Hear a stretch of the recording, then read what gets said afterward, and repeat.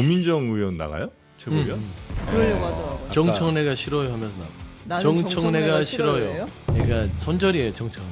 이유- 조털레오가 되는 거예요. 근데 이게 이제 정청래 전 대표가 보안수사권 폐지를 가지고 전당대회 때 활용해야겠다는 생각을 한 것 같아요. 김민석 총리가 이 부분을 아예 무력화시켜 버렸어요. 한심하죠.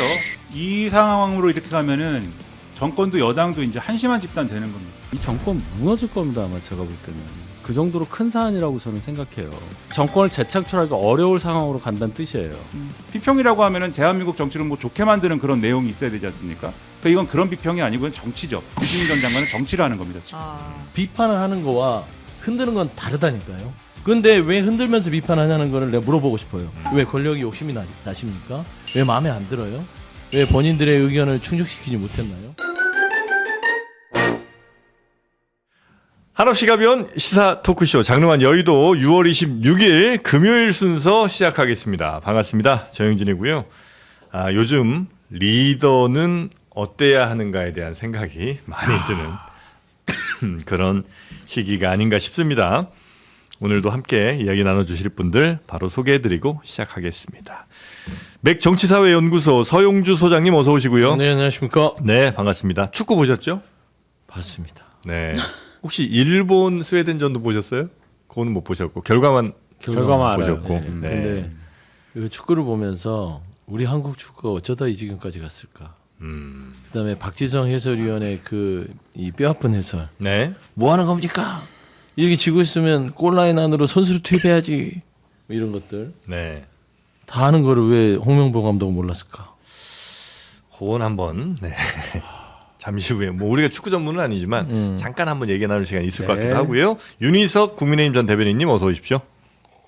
네, 반갑습니다. 오늘 일본 응원 좀 하셨을까요? 일본이 2점 차 이상으로 좀 이겼었어야 되잖아요. 우리는 현실을 사니까. 예. 근데 일본 응원 그렇게 해야지 어떻게? 친일로 갑니다. 별 세계에 있는 나라가 돼버렸잖아요. 축구에서 지금. 참 세상에. 자, 그리고 김민하 평론가님도 오셨습니다. 안녕하십니까. 네, 반갑습니다. 근데 다들 뭐 축구를 좋아하는 건 아닐 수 있으니까 혹시 축구를 별로 안 좋아하실 수도 있잖아요. 좋아하죠. 좋아하세요? 저는 별로 안 좋아합니다. 그렇죠. 그러면 네, 딱 제 눈치가 생긴 게 좀 운동 안 좋아질 것처럼 생겨가지고. 예, 그보다 축구 얘기할 때 이렇게 별로 이렇게 관심이 없어. 안 들어오시는 것 같아서 아예 분노하고 있습니다. 어떻게 질 수가 있습니까? 남아공한테 어떻게? 깜짝이야. 갑자기 연기를 하고 그러세요. 이 자리가 이상해. 빨리 저거 갖다 놔요. 그거 보고. 자, 여튼 김민하 평론가님도 오셨고요. 그리고 오늘 뉴스 분노에 가득 찬 최윤경 기자님 어서 오십시오. 네, 안녕하십니까. 네, 반갑습니다. 생각보다 이렇게 많이 화가 나진 않으셨던 모양이에요. 저는 근데 한 경기를 더 하는 게 중요하다고 생각해요. 한 경기? 네, 그러니까 이제 어제 너무 화들이 많이 나셔가지고 예? 이래 갖고 32강 올라가면 그건 뭐 의미가 있냐고. 차라리 다 그냥 집으로 돌아가라 이런 이야기들도 하시는데 예? 저는 이제 8등으로 가더라도 한 번 더 하는 게 중요하다. 그거 왜 그렇죠? 치킨집 사장님들이 기다리고 있고 소상공인, 중개진들이 기다리고 있고 자영업자. 네, 이제 이런 게 경기를 한 번 더 하느냐 하지 않느냐에 큰 차이가 있어요. 그러니까 저희 집 앞에 치킨집이 있거든요. 예? 오전 10시부터 하겠다는 거예요. 네. 원래 네. 치킨집은 이제 오전에 안 하는 그쵸. 거예요. 다들 네. 그런 분위기더라고요. 그럼요. 근데 치킨집 사장님이 얼마나 힘이 빠졌겠습니까? 남아공한테 져가지고. 자영업자의 눈물 닦아줄 사람 최윤경 기자다. 이렇게. 예, 제 눈물부터 닦아보겠습니다. 그게 불과 한 달 전에 저희 당 상황이라니까요. 네. 똑같잖아요. 뭐랑 지방선거 앞두고. 그래도 당선은 돼야 되는데. 정말 누구 미운데 네. 당선은 그렇죠, 돼야 그렇죠. 되는데. 지방선거는 이겼다던데요? 2018년 기준으로는. 사실상 맞습니다. 기준적으로 예, 이겼습니다. 우리도 사실상 2014년 기준으로 이겼다고 볼 수도 있어요, 축구를. 82년 항상. 월드컵 기준은 이미 이겼어요. 그때 그렇습니다. 우리 예선 탈락이야. 긍정적으로 좋습니다. 생각합니다. 자, 그럼 축구 얘기 잠깐만 하고 넘어가겠습니다. 네. 예, 일단 정리 좀 해주시면. 네, 어제 이제 그 경기에서 남아프리카 공화국을 만났잖아요, 우리가. 이거 당연히 이길 거라고 생각하고 2등으로 이길까? 1등이 될까? 이런 고민을 하고 있던 와중에 그 0대1로 패배를 했습니다. 네. 그래서 32강을 우리 힘으로 가는 것은 이제 어려워졌고 남은 경기를 다 대기하고 봐야 되는 그런 상황이 됐습니다. 근데 경기 자체는 평가할 것이 없다고 할 정도로 굉장히 무기력했다. 그러니까 네. 움직임이 아예 없었기 때문에 뭐 어떤 하이라이트를 잡아야 될지 모르겠다 할 정도로 네. 되게 이제 무기력한 경기였다고 왜 하고 그랬을까? 그리고 이제 해설위원들도 굉장히 답답함과 절망감을 표했거든요. 요건 한번 저희가 들어보고 오겠습니다. 네. 저 그냥 요즘은 싫어요. 그냥 다 싫어. 지금 증명되고 있는 거잖아. 그러니까 뭐만 얘기하면 다 그냥 몇 명이 사람 거야. 축구는 그냥 그들의 것이야. 그냥 사람들은 얘기할 필요 없어. 그들이 그냥 그렇게 하는 거예요. 그냥 카르텔이 너무 공고하다 보니까 뭔 얘기를 들어줬냐고요. 뭐 이게 한두 번이야 이런 게. 그래서 이것만 우리가- 하더라도 3년을 얘기해서 3년을 돌아오는 것도 다 다른 얘기야. 지들끼리 지들 거 그냥. 이게 뭐 팀을 이렇게 만드는 게 어딨어요 진짜. 단기적으로 그때 2014년에 그 안 좋은 월드컵을 그대로 반복했다라는 것은 결국 그 전 준비부터 반복한 역사 그대로 똑같이 지금 이번 월드컵도 반복이 됐다는 뜻이기 때문에 결국에는 모든 잘못은 결국 한국 축구를 이끌어가고 있는 곳에서 잘못을 했다고 저는 생각이 들 수밖에 없는 상황이죠. 네. 박지성 해설위원의 지적은 아마 뭐 축구협회 내지는 하여튼 지도부 뭐 이쪽을 강하게 좀 아마 비판을 하는 것 같아요. 평소에 이렇게 워딩이 강한 분이 아니기 때문에 이 얘기 들어보니까 아마 그 축구협회에 대한 불만, 문제점을 굉장히 좀 얘기하고 싶었던 것 같다는 느낌이 들기는 합니다. 박문성 위원은 많이 울었네요 보니까. 화가 많이 났습니다. 예, 그러니까 뭐가 아마 여러 문제점에 대해서 오랜 기간 동안 계속 문제 제기를 했는데 전혀 그게 좀 안 됐다, 반영이 안 됐다, 뭐 이런 얘기들을 좀 많이 하는 분들이 있더라고요. 혹시 우리 세 분은 네. 어제 경기 내지는 하여튼 지금의 상황 보시면서 좀 어떤 생각을 좀 많이 하시는지. 그러니까 이제 예. 뭐 축구협회가 시끄러웠던 거는 우리가 또 익히 경험했잖아요. 네. 회장 개선해보겠다 하겠다 해서 그 부분. 그 다음에 홍명보 감독 임명할 때도 그때 조금 말들이 많았어요. 그게 맞느냐. 네. 그래서 경기력으로 평가하자라는 쪽으로 하고 일단락 한 다음에 지금 월드컵에 진출했는데 일단 남아공 경기만 봤을 때는 이런 졸전이 없을 거예요. 역대 월드컵전 중에 가장 졸전이 아니었냐고 할 만큼 뭐하지? 왜 벤치가 필요하지? 그럴 것 같으면 벤치 없애고 선수들이 알아서 뛰게 하지. 라고 할 정도로 무기력했는데 저는 그런 측면에서 정말 축구를 아는 사람들이 울분을 토해낸 게 아닌가. 네. 박지성 해설위원이 해설하다가 이강인 선수가 볼을 잡았는데 줄 곳이 없는 거예요. 왜냐면 골라인 안에 선수들을 침투를 안 시키니까. 근데 벤치에서 그거는 지시하면 바로 될 수 있는데 지시를 왜 안 하지? 그러니까 선수들이 독자적으로 움직일 수 없는 상황이었단 말이에요. 네. 그러니까 결국에는 이강인 선수 혼자서 개인기로 뚫어야 된다 이런 거를 해설하고 있으니 얼마나 답답했겠어요. 그다음에 그러면 그게 이제 선수들의 어떤 뭐 감독과의 미스커뮤니케이션이냐 저는 그렇게는 보진 않고 선수 차출부터 운영까지 뭐 이런 것들이 네. 의견이 그냥 너무 독단적으로 이 코치진과 지도부에서 진행된 게 아닌가라는 부분을 지적하는 것 같은데 좀 이번 남아공 뭐 경기 이후에 뭐 조사미로 해서 뭐 올라가든 안 올라가든 네. 총체적으로 홍명보 감독에 대한 평가는 반드시 이루어져야 된다. 그래서 기분 같아서는 만약에 30위가 올라가더라도 홍명보 감독은 좀 이렇게 맞아요. 교체하고 네. 진행하면 어떨까 싶어요. 국가대표 감독의 자리가 워낙 뭐 무거운 자리긴 합니다만 그래도 이번 감독은 뭐 어떻게 해도 사실 욕먹는 경우가 많긴 합니다만 이번엔 좀 과외도 너무 심하다는 얘기들이 많긴 한 것 같습니다. 윤희석 저 대변인님도 네. 축구 많이 보시죠? 엄청 보죠. 국가대표 상황에도 관심이 많고 네. 축구협회 상황에도 관심이 많고 이 정치권하고 비슷하더라고요. 음. 지금 박문성 해설위원 말씀하신 게 저희 당 상황이잖아요. 아무리 얘기를 해도 3년 전부터 얘기해도 몇 년 전부터 얘기해도 똑같고 네. 그들만의 정당이고 뭐 그런 얘기 대입해 보면 완전히 똑같아요. 제가 보니까 박지성 해설위원도 마찬가지고 축구를 이끌어가는 곳에서 잘못했다는 생각이 들 수밖에 없다. 네. 똑같죠. 박종환 감독 옛날에 좀 잘하셨었나? 뭘 잘해요? 박종환 감독. 감독을 잘하셨죠. 아 그렇죠. 네. 너무 옛날인데. 너무 옛날입니까? 본프레레.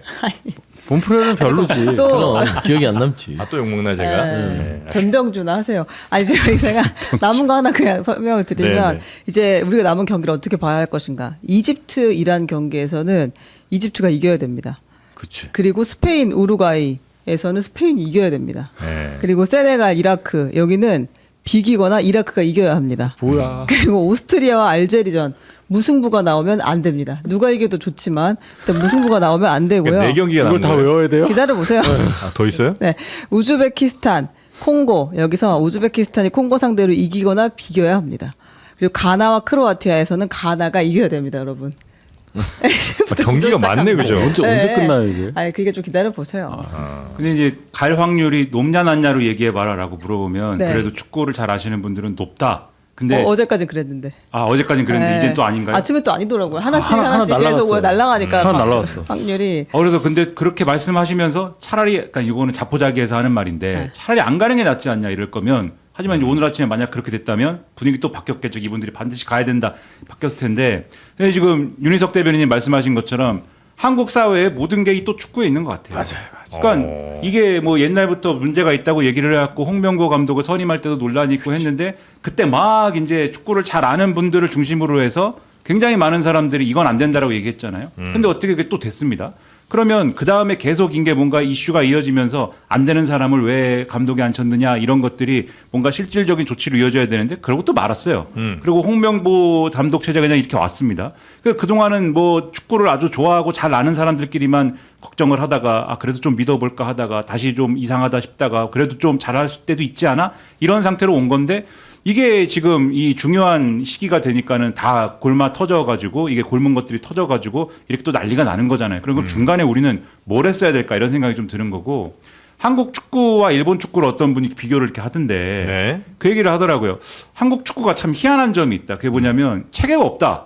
우리는 그러니까 축구 경기가 체계가 없는 게 아니라 축구를 이제 뭔가 만들어가는 이 축구와 관련된 것들을 만들어가는데 체계가 없고 네. 이런데 개인들이 열심히 경쟁하고 노력해갖고 갑자기 어느 훌륭한 선수들이 튀어나오는 거거든요. 손흥민 선수도 그런 케이스고 네. 아버지가 열심히 이 좋은 어떤 멘탈 관리와 훈련을 시켜가지고 세계적 선수가 됐죠. 그렇죠. 손흥민 네. 선수가 세계적인 선수가 된 거고 뭐 이강인 선수 마찬가지잖아요.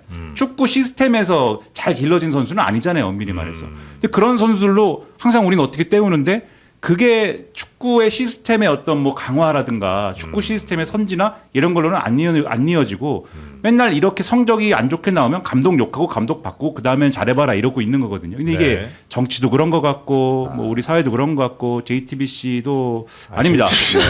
그런 네. 분위기여서 이게 참 다 뜯어고쳐야 된다 이런 생각이 좀 맞아요. 들더라고요. 너무 사람에 의존하고 한 명의 영웅 나오는지 거기에 너무 열광했다가 또 그 사람 또 삐끗하면 그냥 그 사람 나락 보내고 그 다음 영웅 기다리고 이런 게 문제. 시스템을 잘 만들어야 되는데 사람에 너무 의존하더라. 그래서 이번에 일본은 시스템을 잘 만들어서 잘하는 거 아니냐. 네. 제가 뭐 축구를 잘 알지 못하지만 축구 뉴스는 보니까 그런 얘기가 있어서 참 슬펐습니다. 네.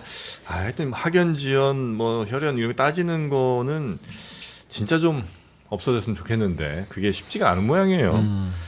자, 하여튼 우리가 올라가는 경우의 수는 지금 치열하게 네. 계속해서 계산이 되고 있고 예, 계속 줄어들고 있으니까요. 정신 바짝 차리고 남은 네. 경기 보시면 되겠습니다. 응원해야 될 팀이 하여튼 호주, 네. 그다음에 이집트, 스페인. 호주, 이집트, 스페인 응원하겠습니다. 자, 그럼 이제 본격적인 정치권 뉴스 한번 넘어가 볼까요? 예. 그 보안 수사권 이제 이 문제가 오래 끌어왔던 이 문제가 이제 마무리가 될 것 같습니다. 아니, 세게 붙었던데 보니까. 김민석 총리가 어제 정부 네. 서울청사에서 현안 브리핑을 열고 예. 검찰 보안 수사권 폐지를 정부의 기본 입장으로 최종 정리했다라고 이야기를 했어요. 그동안 정부는 그리고 대통령은 그래도 예외적인 경우에는 필요한 것 아니야?라는 입장을 계속 가지고 있었던 것 같은데 네. 그 총리실 산하 TF에서 계속 이야기를 들어봤고 당의 이야기도 들어봤고 그 결과 우리는 폐지하는 걸로 가겠다라고 했거든요. 네. 요 브리핑은 한번 들어보겠습니다. 이재명 정부가 추진하는 검찰 개혁의 기본 원칙은 수사와 기소의 분리입니다. 저는 이러한 원칙에 따라 검사의 보안 수사권은 폐지되어야 한다는 입장을 일관되게 밝혀왔습니다. 2차 개혁안을 조속히 처리하는 것이 바람직하겠다는 판단이 들어서 5월 달에 처리하려고 했습니다. 그것을 당에 제안하였으나 당의 요구로 이를 연기하였습니다. 이에 정부의 기본 입장을 당에 전달하고 이후에는 정부가 별도의 입법안을 제시하기보다는 국회의 논의와 결정을 존중하도록 하겠습니다.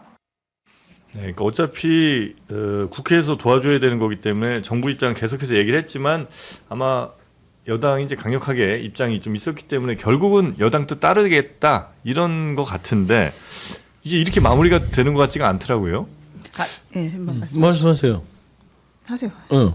사실 예. 이게 지금 보안수사권 폐지 관련돼서는 예. 이게 이견차가 완전히 확연하게 있었던 건 아니었어요. 예. 처음부터 대통령이 수사 기소 분리하는 것들, 그 다음에 인지수사권 폐지하는 것들, 그리고 남은 게 보안수사권이었는데 이게 행정부 입장에서는 좀 보안수사권을 아주 제한적으로 좀 두는 게 어떻겠냐. 요거 좀 입법부에서 한번 봐주세요 이거였지. 네. 보안수사권 폐지는 안 돼요 이거는 아니었어요. 네. 근데 이게 이제 정청래 전 대표가 보안수사권 폐지를 가지고 전당대회 때 활용해야겠다는 생각을 한 것 같아요. 이게 뭐냐면 참 고약한 프레임이 그러니까 정청래 대표 입장에서 나는 검찰 개혁을 완수하고 싶은데 이재명 대통령은 검찰 개혁을 안 하려고 해. 지금 이 프레임이거든. 네. 그렇잖아요. 네. 다 됐는데 보안수사권 부분을 서로 입장차가 있으니까. 그래서 검찰 개혁에 대해서 지금 이번에 장사를 해야 되는데 어저께 김민석 총리가 이 부분을 아예 무력화시켜 버렸어요. 희석시켜 버린 거지.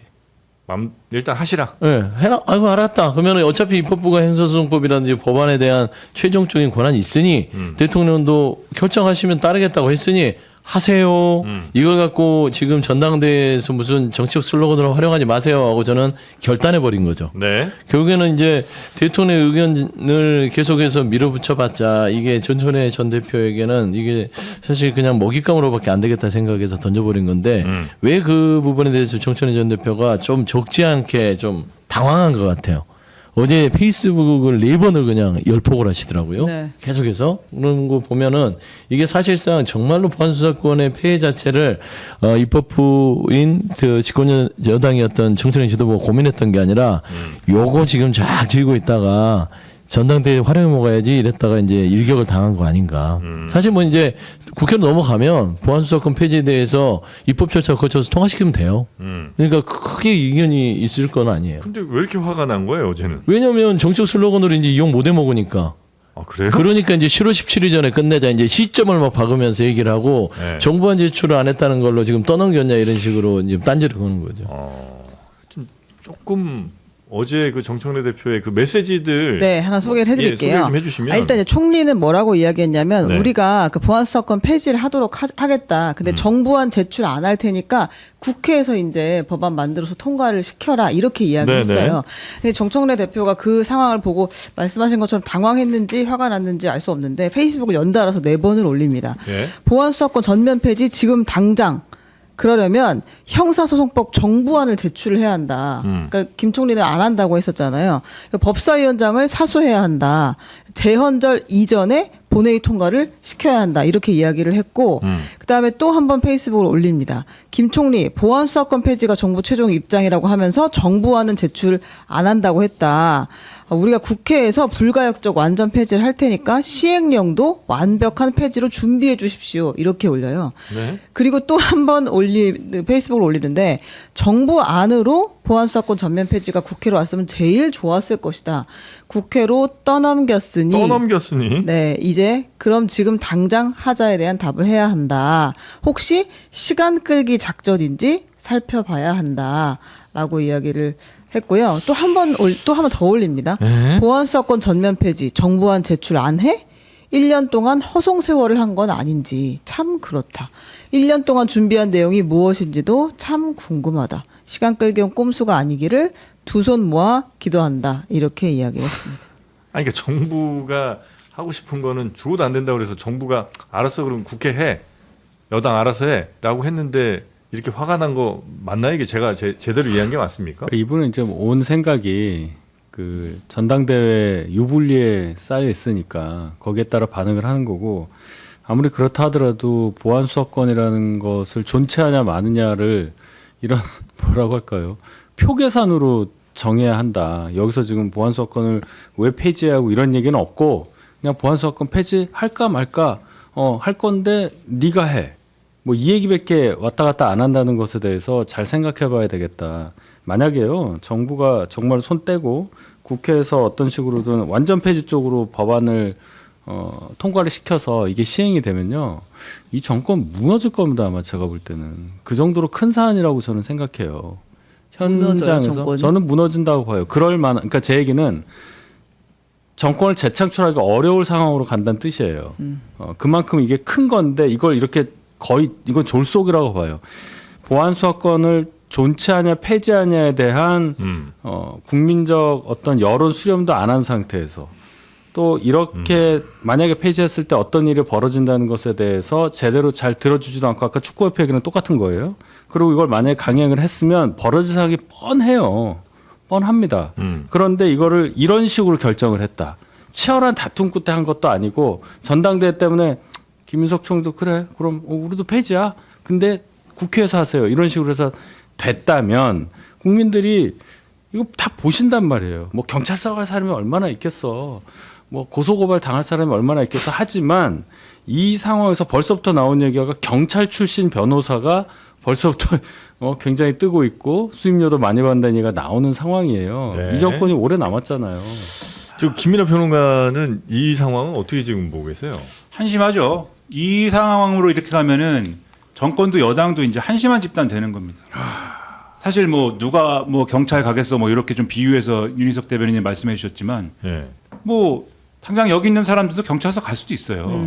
나 가야 돼요. 고소당해가지고. 여기 다들 다니고 계십니다 네. 지금. 그 정치권에 있는 분들이니까는 사실 항상 또 제가 이렇게 얘기하면 좀 기분 나쁘실 수 있는데 교도소 담장이를 걷는 기분으로 정치를 하고 있는 그건 아니고 그건 아니에요. 그까지는 아니야. 교도소 담장 바깥으로 약간 기울어진 상태에서 아니야. 그건 아니야. 그냥 한 번에 해야 아무튼 되는데 경찰서는 행정 처리가 안 간다. 되고 있어서. 네. 네. 그리고 JTBC도 갈 수도 있는 거예요 경찰서에. 그만 보내요. 자꾸 왜 이렇게 저기 아니 예를 들면 네, 맞습니다. 그러니까 전 국민이 다 범죄에 들어가는 내용인데 졸속으로 한다. 그러면 이제 당연히 이거는 이 말씀하신 대로 정권 재창출이나 이런 게 어려운 건데 근데 그 과정이라는 게 제가 볼 때는 정청래 대표의 책임이 상당히 큰데 또 김민석 총리도 이렇게만 가는 건 좀 우려스럽다 이 말씀을 드리려고 그러는 건데 근데 뭐 원인 제공은 정청래 대표죠. 왜냐하면 이게 정부 아니라는 게 지금 원래는 이 정부 1차안 중수청과 그다음에 공소청 만들 때 1차안 나온 게 있었고 그거에 대해서 당이 반발하니까 2차안 낸 게 있었고 네. 2차안 낸 거에 대해서 당하고 합의를 했는데 합의를 했음에도 불구하고 나중에 강경파 김용민 의원을 필두로 해가지고 강경파들이 이걸로 만족 못한다고 그래서 대통령이 도장 찍는 데까지 간 거잖아요. 그 스토리가 앞에 있는 상황이 요까지가 3월 달입니다. 그 3월 이후에 대통령이 도장 찍은 다음에 자 그러면 이제 강경파 얘기까지 다 들어줬으니까 이 내용대로 한번 정부가 안을 마련할 테니까 그 정부안을 그러면 여당이 도장 찍으시오. 요 얘기로 간 건데 네. 그 국무총리실 산하에 있는 검찰개혁 정확히는 국무조정실 산하에 있는 검찰개혁 추진단에서 네. 복수안을 만든 걸로 알아요. 그동안 언론 보도되기로는 예. 1. 대통령 얘기대로 보안 사건을 예외적으로 허용하는 안. 예. 2. 아예 이제 보안 수사 요구권으로 하되 예. 요구권으로 하고 땡 끝나는 게 아니고 나머지 연결되어 있는 어떤 대안들이 있어야 되잖아요. 예. 요구권을 했을 때 뭐 부족한 점은 이런 것이 있는데 이건 이렇게 보완하고 저런 부분에서는 이렇게 때우고 이런 게 있어야 될 거 아닙니까? 예. 그 내용 포함해가지고 복수안을 만들어서 당에 갖다 내려고 그러는데 여기 지금 김민석 총리가 밝혔듯이 당에서 이제 그거는 좀 늦춰줬으면 좋겠다라고 얘기했다는 거 아니에요. 근데 예. 저는 그 부분은 소영조 소장님은 이제 정청래 대표가 전당대회에 이용하려고 그런 거다라고 말씀하시는데 뭐 그런 차원도 있겠지만 보안 사건 이 복수안 가지고 당내 논쟁 붙어버리면 5월 달에 6월이 선거인데 5월 달에 선거를 또 어떻게 치르겠습니까? 그러니까 그걸 미루는 것까지는 이해할 수 저는 있다. 이해할 수 있어요. 문제는 그래서 이 얘기를 이렇게 왔으면 보안 사건 얘기는 정부안을 기본으로 해서 의견을 모아가지고 처리하면 되는 건데 정청래 대표가 이거 전당대회에서 저 말을 또 시킨 거잖아요. 보안 사건 완전 폐지를 이 페이스북에 올리면서 대통령은 기자회견에서 이거는 국회가 논의해라라고 해서 쟁점화 안 시키려고 한 건데 이걸 쟁점화 시킨 게 정청래 대표이기 때문에 이러면 김민석 총리도 이거를 전당대회에서 어떻게 할 거냐를 고민하게 될 수밖에 없죠. 저는 그게 바람직한 태도는 아니라고 보지만 현실이라는 게 그렇지 않습니까? 그래서 지금 여기까지 온 거거든요. 그러면 이렇게 해서 민주당이 주장하는 검찰개혁이 되긴 되는 거냐. 형사소송법이라는 게 정부한 기본적인 아니 정부는 이제 다수의 어떤 부처와 전문가들을 모아가지고 만드는 거니까 좀 총론적인 것들을 낼 수 있지만 국회에서 지금과 같은 상태에서 총론을 모아가지고 단일한 법안을 특히 형사소송법 같은 복잡한 법에 대해서 단일한 안을 낼 수 있을까요? 그거 굉장히 시간 오래 걸릴 거예요. 이거 만들려면. 네. 그러면 10월 달에 중수청, 공소청이 출범을 해야 되는데 10월 달에 출범을 하겠습니까? 그럼 검찰이 유지가 되는 거죠. 민주당 입장에서도. 예. 그러니까 이 상황을 만든 게 국민들이 볼 때는 아주 한심하다. 이렇게 볼 거라는 거죠. 그렇죠. 그러니까 뭐 대구한데 그다음에 국민이 뭐 피해 있고 없고를 떠나서 정청래 대표가 원하는 대로 된 거 아니에요, 결국은?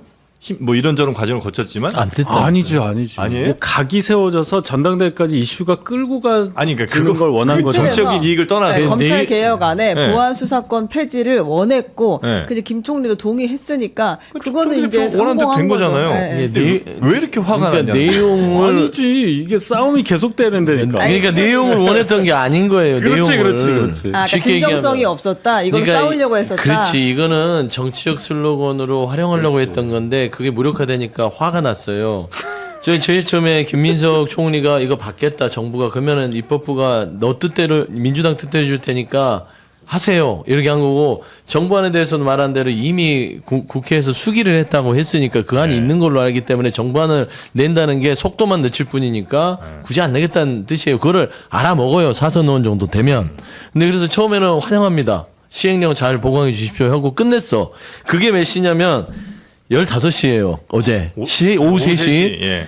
그걸로 끝내면 돼요. 환영합니다 하고. 그러면 내용이 충족되니까 자기 뜻을 겠으니까 그걸로 끝나야 되는데 생각해보니까 화가 나는 거야. 그렇지. 나 이거 지금 근데 이거 이제 시작인데 이거 뭐야 이게 내 최고의 화두고 지금 딴지 게시판에 이거 보안수사권 검찰개혁으로 한참 내가 불을 붙여놓고 투표까지 했는데 이거 민망하게 된 거죠. 그랬더니 오후 6시에 또 한 번 올려요.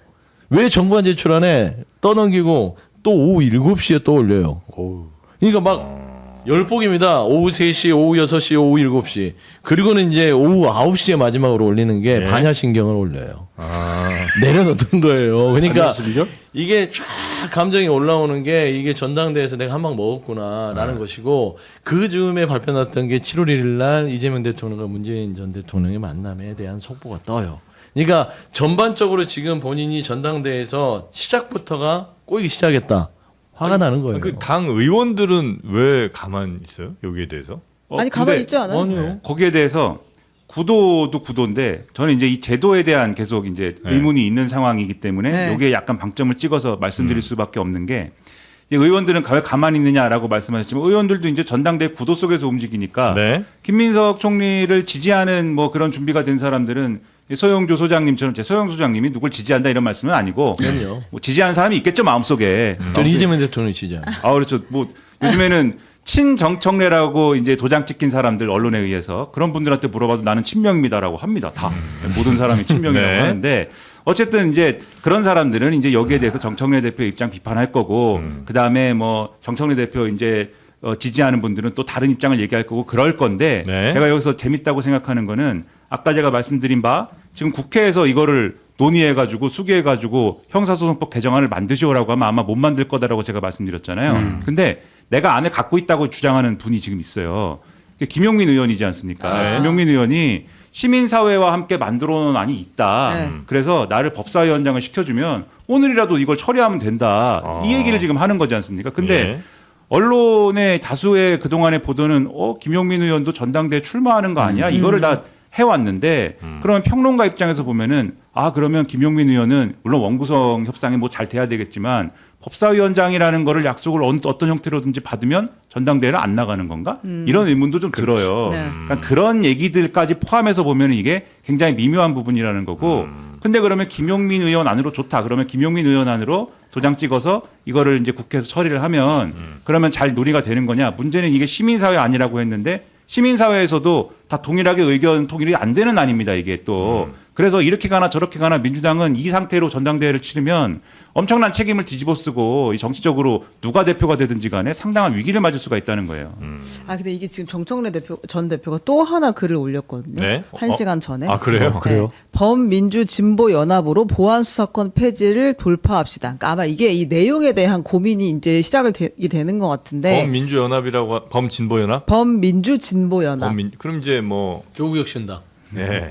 그 시민사회와 국회의원들이 수기와 치열한 토론을 통해 함께 만든 보안수사권 완전 폐지를 위한 형사소송법 개정안이 성안되었다. 오늘 공동 발의 서명을 받을 예정이다. 네. 저도 공동 발의에 동참을 하겠다. 이제 이렇게 이야기를 했습니다. 네.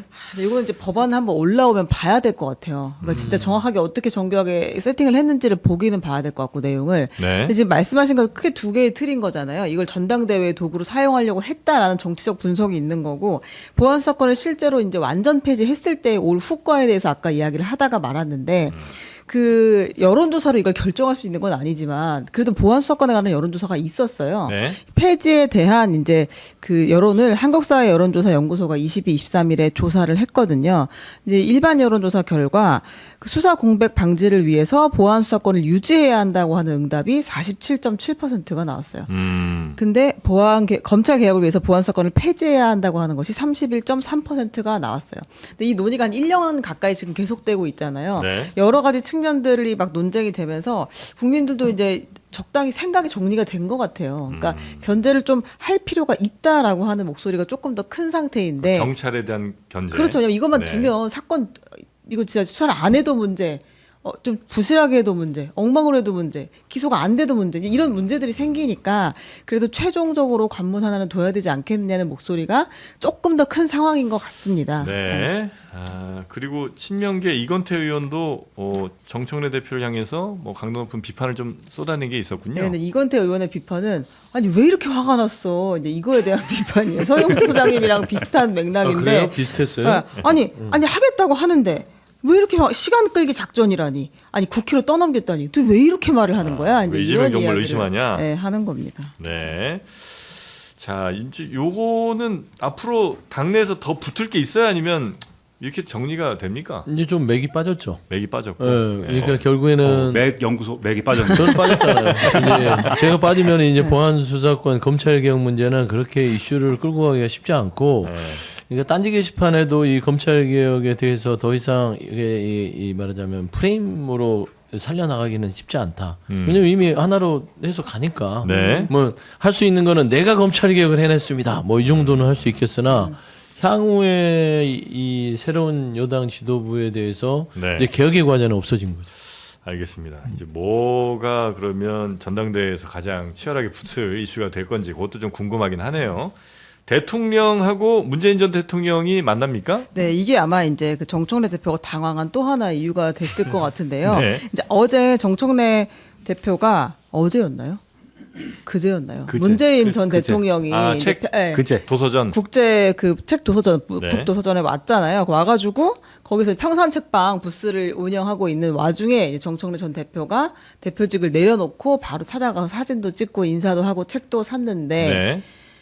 나 문재인 대통령도 나 이렇게 예뻐하고 사랑한다. 우리 이제 친한 관계다라는 걸 보여주자마자 청와대에서 브리핑을 했습니다. 7월 1일에 이재명 대통령이 문재인 전 대통령과 청와대에서 오찬 회동을 갖기로 했다.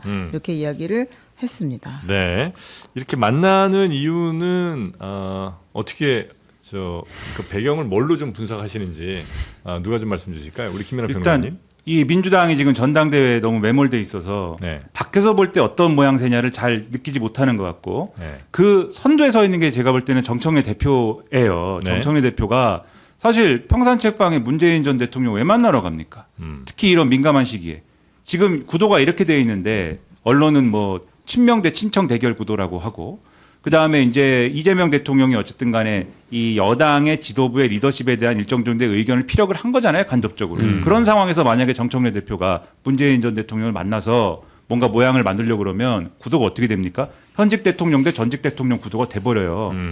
이재명 대통령 대 문재인 전 대통령은 구도가 지지자들이 막 무슨 뭐 말을 만들어내서 이 얘기 저 얘기 막 하는 그 수준이 아니고 거의 당사자에 의해서 공식화되는 거잖아요. 그럼 그런 구도를 만들면 민주당을 사람들이 쳐다볼 때 굉장히 무책임한 집단이다 이렇게 보지 않겠습니까? 그거 아주 안 좋은 거거든요. 근데 다행인 거는 문재인 전 대통령이 실제 그런 의지를 갖고 내가 전직 대통령으로서 한번 이 이재명 대통령하고 한번 겨뤄봐야 되겠다. 대리전을 치러봐야 되겠다. 이런 의지를 갖고 움직일 리도 없는 거고 이거는 뭐 특정한 후보에 대한 선호가 있다든가 뭐 그런 게 내심으로 있다 하더라도 그런 구도를 스스로 만드는 거는 이건 전직 대통령 입장에서는 완전히 자기 평판을 깎아버리는 일이란 말이에요. 그렇기 때문에 이재명 대통령 입장에서도 이건 부담스럽고 문재인 전 대통령 입장에서도 부담스러운 구도이기 때문에 현직 대통령, 전직 대통령 만나가지고 한번 요 구도를 이제 좀 완화시켜 보자 이런 취지인 것 같은데 요 부분도 사실은 또 그냥 중도에서 있는 사람들이 볼 때는 조금 의문이 있을 거예요. 왜냐하면 전직 대통령 만나려면은 다른 전직 대통령하고 모아서 만나는 게 그동안의 또 관례와 모양새인데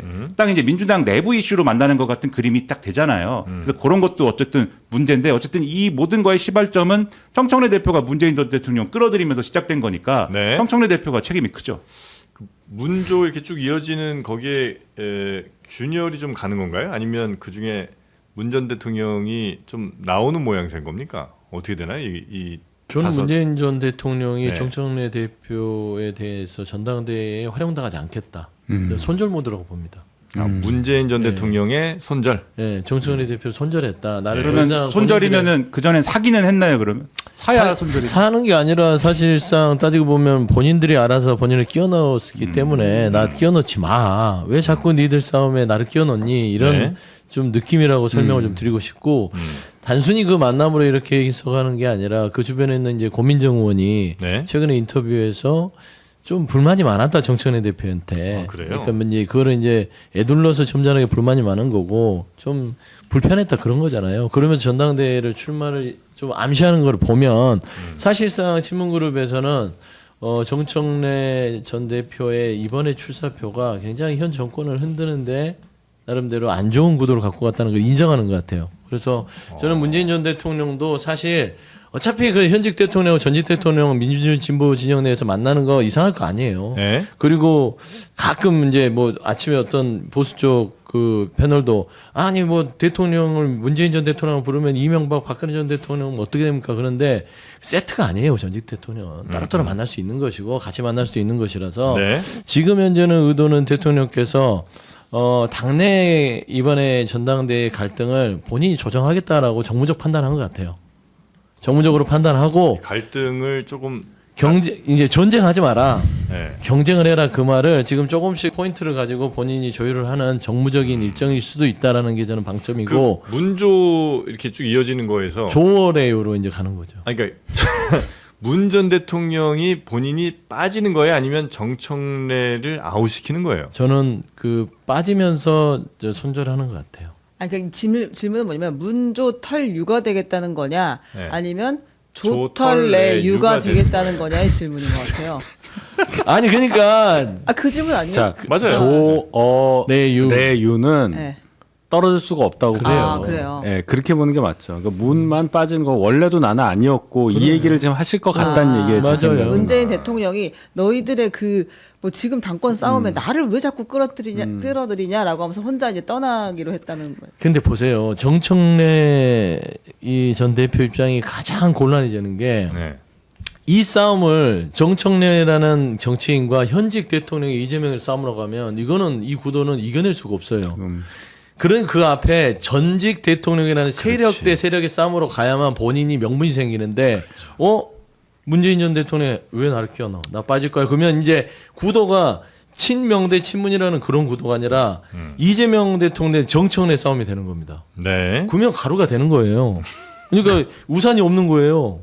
방패막이. 그렇죠. 그래서 7월 1일에 이 일정 자체는 정청래 전 대표에게는 치명적인 출발점이고 거기에다가 본인이 내서든 검찰 개혁이 무력화되면서 지금 좀 멘탈이 좀 붕괴되는 상황에서의 어떤 페이스북의 열폭이 아니었냐 그렇게 분석이 그러니까 네. 본인이 적통을 주장하기 위해서 DJ 정신, 노무현 정신, 문재인 정권의 어떤 뭐 민주정부의 서사를 쭉 얘기했는데 그게 이제 정면으로 부인되는 거 아니에요. 네. 생전하고 계신 전직 대통령에 의해서 그러면 지금까지의 서사가 다 무너지고 정청래 대표의 과거를 이제 보게 되는 거죠. 초선 의원 때는 노무현 대통령을 비난했었네. 뭐 이런 식으로 쭉쭉쭉 나간단 말이죠. 그러면 이분이 설 곳이 없죠. 그런데 뭐 조국 전 대표는 그렇다 치더라도 어와 유는 네. 더 이상 정청래 의원하고 떨어질 수가 없는 상황이 돼버렸잖아요. 워낙 많은 말을 해서. 그러면 이분들이 결국 전당대회 이후에도 계속 뭉쳐서 활동을 할 가능성이 크다는 얘기예요. 그래서 제가 전당대회 때 물론 당선자 나오겠죠. 누구든 나올 거 아닙니까? 그 뒤가 훨씬 더 중요하다는 말씀을 드리는 겁니다. 그러니까 이게 족보 얘기를 하면은 사실 뭐 별로 이 조어를 안 좋아하는데 네. 사실 적통이다라고 주장할 무슨 근거가 있습니까? 적통이 뭐가 있는 거예요? 이제 문재인 대통령이야. 원래 이제 참여정부 때부터 민정수석부터 시작해서 비서실장하고 노무현 전 대통령하고 부산에서 이제 뗄래야 뗄 수 없는 사이였으니까 노무현 전 대통령 기준으로 보면 적통이죠. 네. 그건 뭐 부인할 수 없는 건데 유시민 전 장관 같은 경우에는 과거에 이제 이해찬 총리가 의원 시절에 보좌관 한 거 그 시절 외에는 민주당의 중간에 개혁당 그렇죠. 국민개혁정당 하면서 그 개혁당 하면서 사실상 우회상장해가지고 들어온 이렇게 열린우리당 의원 한 거 외에는 민주당 당적을 가진 적은 제가 알기로는 없어요. 뭐 국민참여당, 그다음에 통합진보당, 네네. 그다음에 정의당 이렇게 간 거잖아요. 그러니까 사실 민주당 적통인가 좀 의문이 있는 거고 김어준 씨 같은 경우도 딴지일보나 뭐 이런 걸 하면서 이 외곽에 있던 분이지. 애초에 민주당 내에서 뭐 키워지고 쭉 뭐 와서 뭐 내가 적통이다 이럴 수 있는 입장은 아니거든요. 정청래 대표 같은 경우에 물론 대표가 됐으니까 민주당의 적통이다라고 얘기할 수 있겠지만 이전에 족보를 따지면 사실은 아웃사이더형 정치인으로서 자기 개인기로 여기까지 온 사람이지 네. 뭐 그 족보를 따라서 쭉 온 사람은 아니란 말이에요. 그러면 이게 이 적통 논쟁이라는 것도 사실 그분들이 주장은 그렇게 한 것 같은데 이게 뭐 근거가 없는 건 아니냐. 그래서 문재인 전 대통령이 빠지면 이 적통 논쟁이라는 것도 사실은 무력화되는 거죠. 그렇죠. 알겠습니다. 저는 전직 대통령을 여기에 포함시켰다는 자체가 참 고약한 그렇죠. 분들이에요. 그렇죠. 그러니까 이게 진보 진영을 분열시키려고 작정을 했구나. 그러니까 조국 대표 본인들이 그냥 세고 싶은 사람으로 주장할 수는 있어요. 근데 유시민 작거나 김어준 씨나 정청래 전 대표나 이게 사실상 전 대통령의 허락도 없이 무조건 가지고 와서 본인의 어떤 그 세력을 연장시키기 위해서 싸움을 지금 진행한다는 거 아주 나쁜 일이다. 그래서 아마 이런 부분들을 정리하려는 만남이라고 보시면. 근데 그 문조 이렇게 쭉 이어지는 그분들 그만해, 중에 이게 문조에. 아니, 네. 그분들 가운데 가장 핵심 중에 핵심 그 김어준 씨와 유시민 씨 네. 오늘 이제 방송이 공개가 된다면서요. 그렇습니다. 이게 이재명 대통령이 문재인 전 대통령을 만나면서 사실 진화가 될 수도 있는 그림이었는데 이제 네. 오늘 저녁에 김어준의 다스베이다 녹화본이 이제 공개가 되면 네. 그 안에 유시민 작가가 한 이야기들이 나오겠죠. 근데 지금 현장 방청을 간 사람들이 이제 뭐 이미 후기며 얘기들이 좀 기록 나오고 같은 것도 있다면서요. 이야기들을 좀 하고 있는데 네. 왜 유시민 그 작가가 노무현 대단까지 나오면서 네. 이렇게 다시 논평에 뛰어들게 됐느냐 본인이 설명을 했다는 거예요. 예. 그 내용을 이제 저희가 직접 본 것은 아니고 이것은 다 전원이기 때문에 네. 대략만 말씀을 드리겠습니다. 근데 이제 상당히 이재명 대통령이 지금 잘못 가고 있다. 나는 대통령이 잘못 가고 있다. 그렇습니다. 그러니까 이 올바른 곳으로 나는 대통령이 가기를 바라고 있는데 근데 제대로 가고 있지 않기 때문에 내가 이제 이거를 좀 경고하기 위해서 여기 나섰다라는 이야기를 했고 네. 그 대통령이 지금 당무에 개입하고 있다. 나는 거기에 반대한다. 이렇게 이야기를 했다고 해요. 대통령이 당무 개입을 하고 있다. 네, 그러니까 자신이 원하는 당대표를 지지하고 있는 모양새인데 그거는 맞는 게 아니다라고 본인은 본다고 했다고 하고 예. 그다음에 이제 문조 털레유 라면서 하바리 언어를 썼던 그런 사람들이 있는데 그전에도 유시민 작가가 배후 이야기를 했어요. 예, 이게 예. 그냥 뭐 막 돌아다니는 용어가 아니고 배우가 있을 맞아요. 것이다. 조직적이고 치밀한 전략적인 배우가 있다. 뭐 그런 얘기를 했었는데 이제 이날도 그 얘기를 한 것 같습니다. 이 문조 톨레유 같은 언어들을 대통령이 모를 리가 없다. 네. 모두가 의심하면서도 그러지 않았을 것이라고 의심했던 그분이 바로 배후인 것 같다라고 이야기를 했대요. 대통령이 모르겠습니다. 정확히 본 게 그분이라고 아니니까. 아마 지칭을 했는데 아마 그런 이야기를 했던 것 같고요. 아. 그다음에 이 얘기도 했다고 하는데 당원들은 증축을 하자고 했는데 이재명 대통령은 재건축을 하려고 한다. 여기서 서로 좀 생각이 달라진다는 이야기를 했던 것 같고 촉법 평론가들이 난립하고 하면서 이제 뭐 이런 말들 문조 톨레이 같은 말들이 돌기 시작했는데 배우는 다른 사람이다. 뭐 이런 얘기를 했다고 하네요. 오히려 대통령이 좀 증축하자고 그랬는데 당에서 아예 그냥 검찰개혁 이런 건 재건축하자고 한 거 아닌가?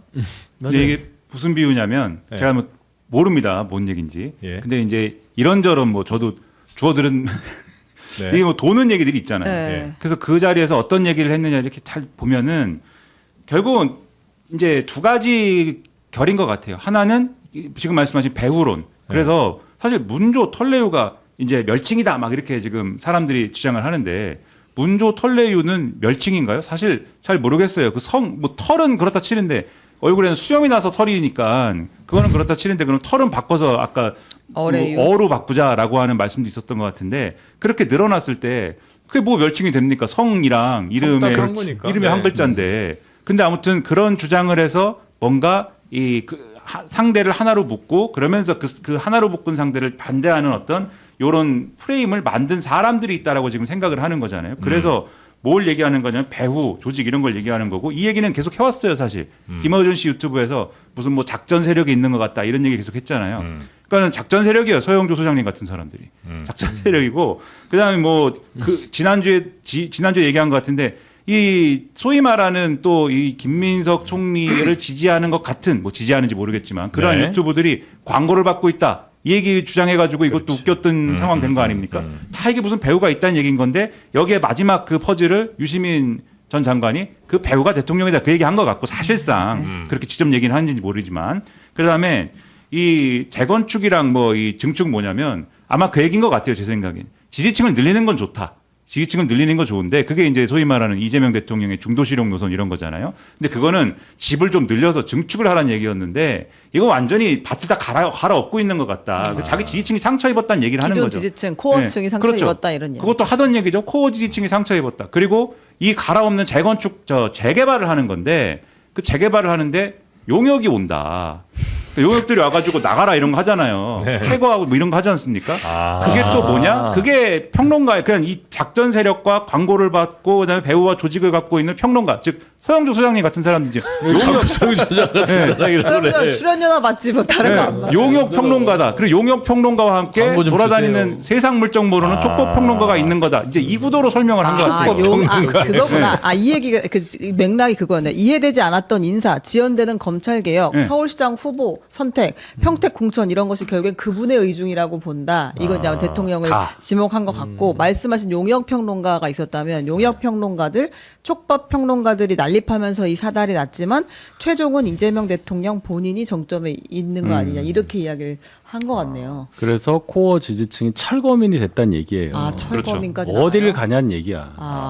여기까지 철거민이란 단어까지 나왔대요. 아니, 그러니까 좀 비유하자면. 지금 용역이 와서 쫓겨나는. 예, 재건축하자는 얘기처럼 같잖아요. 그럼 원래 증축을 하면 원래 사는 사람 그냥 살면 되잖아요. 근데 다시 할 거면 일단 나가야 되잖아요. 그 얘기예요. 지금. 이분들 왜 이렇게 피해 의식에 많이 그런 느낌이 들어요. 예 그리고 음모론 너무 좋아하시고 음모론도 좋아하는 것 그러니까 같고 상대는 어마어마한 거학이 있고 그림자 정부 같은 게 있어서 우리를 죽이려고 늘 뭐 모든 권력들 언론 뭐 공권력 다 동원해서 우리 지금 죽이려고 하고 있고 우리는 독립운동하던 사람들처럼 네. 진짜 지고지순하고 예, 지고지순하고 절대선이고. 그러니까 그거 아, 인생 역정이 그래요. 독재 타도, 뭐 국가보안법 폐지, 뭐 보안수사권 완전 폐지, 검찰 개혁 이렇게 슬로건 정치를 쭉 몇십 년을 하던 분들 아니에요. 정청래 대표도 마찬가지 아닙니까? 이게 딱 관통을 해요. 17대 국회 때 국가보안법 폐지 가지고 엄청나게 싸웠잖아요. 그것도 세부 내용으로 들어가면 안도 없어요. 잘 보면. 그러니까 이런 정치에 쭉 젊을 때부터 해오던 것이 그 세계관이 안 바뀌니까 본인 진영의 대통령조차 그렇게 보는 거예요. 지금 내 틀에 조금만 벗어나도 우리 철거될 것 같아. 우리 나가야 될 것 같아. 이런 기제가 작동하는 게 아니냐. 그러니까 비극입니다. 맞아요. 비극. 이제 뭐 비극으로 가고 있는 게 아닌가 싶은데 네. 유시민 작가의 그 전체적인 그 발언의 기조는 뭐냐면 내가 세상의 기준이다. 내가 말하는 걸 잘 들어라. 내가 이 시대의 현자다. 어디서 이 어리석은 사람들이 자꾸 떠드나. 내가 이제 영을 세워줄게 하면서 내가 짠 하고 나와서 한번 읊어준 거예요. 저는 그 이 데스베이더에서 출연하는 그 발언을 미리 받아본 것 중에 눈에 띄었던 게 독단적이란 말을 많이 써요. 이재명 대통령이 독단적 국정 운영을 하고 있다는 식이에요. 독단적 결정. 그러면은 독단이란 말은 독재와 거의 수렴되는 그런 얘기예요. 아주 위험하죠. 네. 두 번째 뭐냐면 노무현 전 대통령을 끄집어내요. 그래서 너무 길게 보니까 결국에는 좋지 않았다. 그리고 지지층 놓치면 안 된다. 그다음에 이 유시민 작가가 뭐 촉법 얘기하고 이런데 그거는 뭐 피의식 같고요. 촉법 평론가? 아 그러니까 뭐 그거는 피의식 같고요. 네. 어른이 됐는데 못 참아요. 네. 굉장히 유치해요. 어른이라는 것은 웬만하게 그냥 넘어갈 것들은 넘어가고 좀 욕하더라도 그래 욕할 만하지. 본인도 욕하고 비판하잖아요. 그럼 다른 사람을 비판 지적을 받아들여야 돼요. 그게 도를 안 넘는다면. 근데 저는 하나 묻고 싶은 게 있어요. 그래서요. 지금 현재 본인들이 하는 행동이 독단적이고 뭐 저 편들 우리 편들에게 실망감을 안겨준다 손 치더라도 그래서 대통령까지 흔들어야 돼요? 그걸 묻고 싶어요. 그러니까 비판하고 조언하고 지적을 해줄 수 있어요. 대통령이 이렇게 가시면 됩니다. 근데 이렇게까지 실력 행사를 통해서 국정을 책임지는 1년 23일밖에 안 된 대통령을 흔들어서 끌어내리겠다는 정도의 지금 현재의 전당대회가 진행되고 있어요. 정청래 대표 그랬고 그 정청래 대표를 플레이어로 내세워서 지지 않겠다고 유시민 작가가 참전합니다. 김어준 씨 흔들어 대죠. 예를 들면 코어가 빠졌다. 네. 무슨 코어가 빠져요? 그러니까 코어라는 게 김어준의 코어와 유시민의 코어가 빠졌을지 모르지만 전체로 봤을 때는 코어가 빠졌다고 생각하지 않고 그 근거도 저는 없다고 봅니다. 그래서 대통령을 흔드는 게 과연 본인들의 비판보다 더 중요한 건지. 대통령을 흔든다는 게 이재명이라는 인물이 아니라 대한민국 국정을 책임지고 있는 사람이고 본인들이 이 같은 갈등을 유발함으로 집권 여당이 흔들린다는 건 몰라요. 네. 그리고 진보 세력이 분열해서 결국에는 재집권하지 못하면 어떻게 책임질 거예요. 그러니까 본인들의 코어층은 기분 좋게 하려고 정말 이 비극적인 상황을 초래하고 있다라는 측면에서 한번 얘기했으면 좋겠어요. 이걸 제가 조금만 더 네네네네. 붙이면은 유시민 전 장관이 자기가 비평 활동을 하겠다라고 노무현 재단과의 어떤 그 직책을 노무현 재단에서 직책을 버리고 이제 앞으로 자유롭게 비평한다 이런 스탠스에서 나온 첫 메시지인데 저는 이거는 그냥 비평이 아니라고 봐요. 왜냐하면 유시민 전 장관 굉장히 똑똑한 사람이거든요. 그리고 지금 많은 사람들이 좋은 책 내고 좋은 말씀하고 지금까지 방송 나와서 이제 좋은 평론했다 이렇게 기억하지만 사실 이분은 정치인 출신입니다. 한때는 대권 주자로 분류가 됐고 네. 그다음에 뭐 당도 창당하고 후보로도 나갔고 경기도지사 후보 나갔었잖아요. 그다음에 뭐 무소속으로 대구에서도 나갔고 그런 정치적인 행보를 계속 해온 사람이기 때문에 정치 문법을 아는 사람이에요, 이분은. 근데 이렇게 딱지 붙이는 거 있지 않습니까? 지난번에 ABC도 그렇고 촉법 평론가, 용역 평론가 이제 여기서는 웃지만 네. 이제 그 유시민 전 장관을 좋아하는 사람들이 이제 그 얘기를 계속 할 거예요. 누구 그렇죠, 나오면 맞아. 촉법이가 나왔다. 누구 알았어, 나오면 이제. 뭐 용역이야. 나왔다. 나는 촉법은 아니지. 용역이라고. 네, 용역이라는데. 네, 근데 요런 얘기를 괜찮네. 요런 얘기를 쭉 하면 그게 네. 그 지지층 유시민 전 장관을 지지하는 그러니까 김어준 씨를 지지하는 지지층한테는 큰 힘이 돼요. 논리의 싸움이 아니고 우리가 승리할 수 있는 무기를 갖추고 있는 거거든요. 근데 그걸 정확하게 똑같이 원래 그 원조가 어디냐면 트럼프예요. 트럼프라는 사람이 있잖아요. 네, 네. 힐러리한테 원리가 없네. 부정직한 힐러리, 네. 그다음에 바이든한테 크리피 바이든, 끔찍한 바이든 그 딱지를 계속 붙인 다음에 정부의 그 당시 민주당 정부의 딥스테이트가 있는데 그 딥스테이트가 지금까지도 뿌리를 내리고 내가 하는 일을 다 방해하고 있어서 그래서 이것을 깨부수기 위해서 내가 노력을 하는데 대놓고 얘기는 못하겠고 내 행동으로 그걸 알아들어라 뭐 이런 식의 음모론을 펴잖아요. 이게 똑같은 전술이에요 이게. 그러면 이게 비평이라고 하는데 비평이라고 하면은 대한민국 정치를 뭐 좋게 만드는 그런 내용이 있어야 되지 않습니까? 그러니까 이건 그런 비평이 아니고 정치죠. 유시민 전 장관은 정치를 하는 겁니다 지금. 네이밍하고 이렇게 라벨링하는 거는 잘해. 진짜 잘하는 거 저희도 같고. 재래식 언론이 됐거든요 이제. 아, 원래 맞아요. 이제 뭐 기존 기성 언론, 레거시 레거시 미디어 언론, 이렇게 네. 이야기했었는데 이제 재래식 언론이라고 사람들이 부르더라고요. 네. 그러니까 그런 게 사실은 예를 들어 진영 싸움을 할 때는 굉장히 좋은 전략가인 거죠. 지휘관인 거고. 근데 뭐 긍정적인 측면이 전 하나 있는 것 같은 게 예전에는 대통령 비판하면서도 돌아서 말 바꾸고 하면서 이제 비판을 이제 한 거 아니에요. 힘 빼고. 근데 이젠 좀 대놓고 한다는 거 아니에요. 그러니까 그거는 차라리 시원하다. 그러니까 시원한 것보다도 그러니까 거짓 명료하다. 예, 거짓되지 않고 차라리 대통령을 비판하더라도 비판할 수 있잖아요. 누구든. 그럼 대통령 이제 비판하겠다. 이거 잘못하는 것 같다라고 그냥 전에도 얘기하면 되는데 전에는 다 대통령을 위한 거고 대통령의 진심은 사실 이건데 뭐 사람들이 왜곡하고 있고 이렇게 자꾸 꼬아서 얘기했던 거를 이제 그냥 직설적으로 얘기하는 것 같으니까 그건 좀 더 사람들이 판단하기에 명확해지는 것 같다. 그 비판의 기본은 본인이 서 있는 입장을 객관화한 후에 해야 되는 거잖아요. 근데 우리가 지금 이렇게 길게 얘기하는 것은 유시민 씨가 과연 비판할 자격이 있나? 지금도 그러한 권위를 갖고 있나에 대한 의문이 있어서라고 생각을 합니다. 예를 들어 언론에 대해서도 불만이 있을 수 있잖아요. 기존 네. 언론에. 그것을 네이밍을 하는데 슬로건을 딱 붙이는 게 뭐 기존 언론, 뭐 레거시 미디어 여기까지는 좋은데 뭐 재래식 미디어 이 얘기는 안 좋잖아요. 상대 이렇게 내리잖아요. 그럼 뭐 반대는 뭐 수세식입니까? 이렇게 되잖아요. 그러면 듣는 사람이 굉장히 기분이 나쁜 거예요. 재래식 언론이 정말 들으면 얼마나 기분이 나쁘겠냐고요. 그러면 싸움이 돼. 그러니까 건전한 얘기가 들어가기 전에 딱 이게 걸러지고 대신에 안쪽에 있는 본인하고 생각 비슷한 사람 열광을 해. 그렇죠. 이 정치를 몇십 년을 해왔단 말입니다. 그걸 제가 아까 말씀드렸고 그래서 이 끝은 어떻게 되냐면 타협이 안 돼요.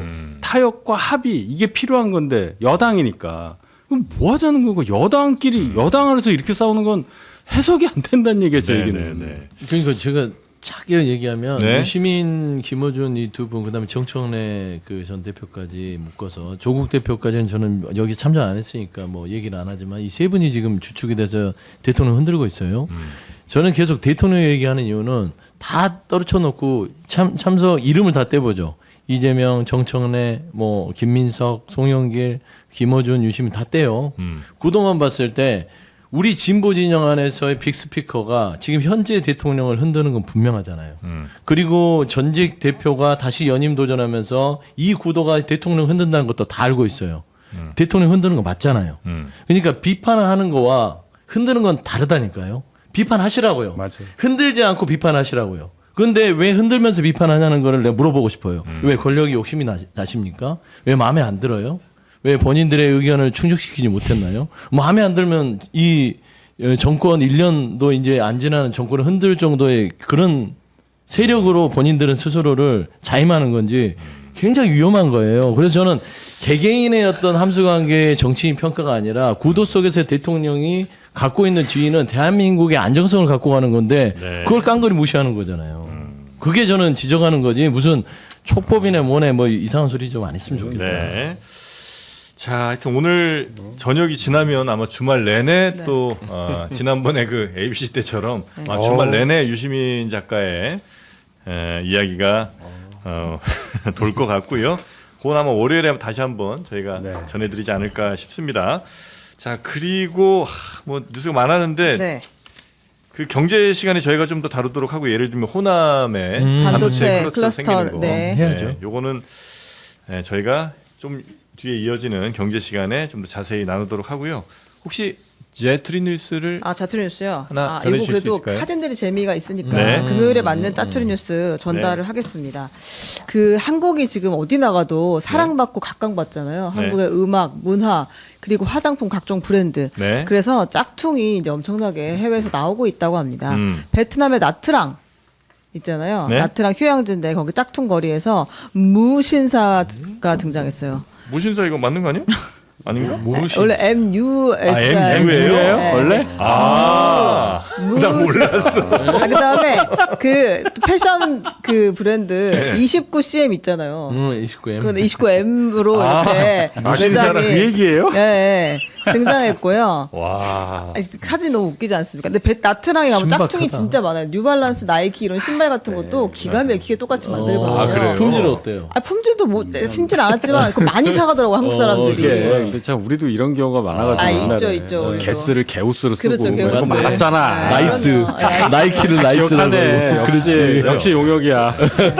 촉법이야. 올리브영도 있고 어르게. 네, 그래서 올리브영 있잖아요. 올리브영은 온리영이라고 이렇게 너무 느낌 비슷하지 않아요?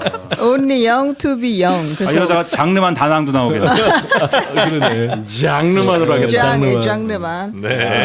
그렇게 열심히 해보겠습니다. 저희도 나트랑에 점포 하나 낼 수 있게. 한번 가봐야 되겠네. 네, 열심히 장르만 한번 나트랑. 해보겠습니다. 네. 보면 반갑게 여러분들 저 무신사 들어가서 아유, 구경해 주시면 감사합니다. 되겠습니다. 두 번째 네. 하나 더 있는데요. 네, 네. 지금 결혼 비용이 굉장히 비싸잖아요. 결혼식 비용도 비싸고 그렇죠. 결혼 자체가 이제 큰 돈이 드는 일인데 이제 예비 부부들이 네. 다른 사람의 결혼식에를 투어를 다니는 거예요. 투어? 네, 그러니까 하객처럼 이제 위장을 하고서 위장도 아니지 뭐 그냥 둘이 가면 또 하객이 되는 거죠. 그래서 가가지고 네. 다른 그 결혼식에 가서 뭐 이제 밥도 먹어보고 식 자체가 진행되는 것도 보고 네. 축의금 2만 원 넣고 이제 이렇게 돌아다니는 웨딩 암행 투어가 아하. 네, 지금 요새 뭐 나쁘지 유행이라고. 않네요. 그래도 그거 참가비는 내네 2만 원. 참갑이요. 그러니까 이거는 미리 한번 네. 체크해 보겠다는 거잖아요. 그렇죠. 미리 가서 근데 주차장에 가보면은 차가 얼마나 오더라. 로비에 갔더니 정신이 있더라 없더라. 화장실에 가봤더니 하객 입장에서 어떻겠더라. 밥을 먹어보니까 밥이 이렇더라. 이제 이런 것들을 이제 미리 한번 돌아본다. 이제 이런 차원에서 많이 다닌다고 합니다. 아, 진짜 성공한 결혼 제가 볼 때는 네. 괜히 뷔페 이런 거 하지 마시고 네. 이 우리 카세 이모네 수제 새우장. 잔치집에 짝 깔면 그냥 이걸로 하객들한테 주면 아, 이거 맞습니다. 최고인데? 딱이겠는데? 이게 진짜 잔치입니다. 아, 결혼식에 이렇게 축하할 수 있을까 싶을 정도로 맛있는 앞으로 입속이 축복입니다. 결혼하실 분들은 여기서 한 500개 맞추세요. 그 어차피 그래서- 결혼식 가도 먹는 건 정해져 있잖아요. 맞아. 그 특이한 거 주는 게 오히려 기억에 그러니까 남죠. 선물로 우산, 맞네. 우산 이런 거 대신 맞네. 이걸로 하면 돼. 아 선물로 이걸 줘. 선물로 그렇지. 얼마 좋아. 답례품. 응. 아, 좋습니다.